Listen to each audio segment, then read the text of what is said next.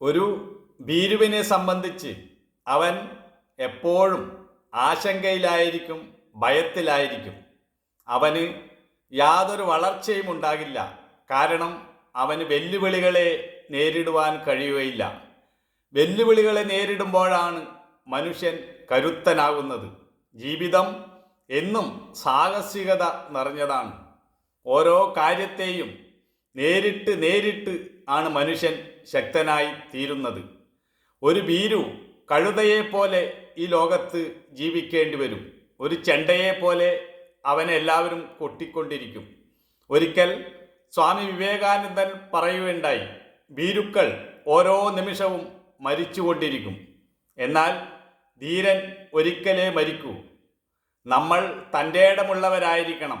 നമ്മൾ നാമായി ജീവിക്കാൻ പഠിക്കണം.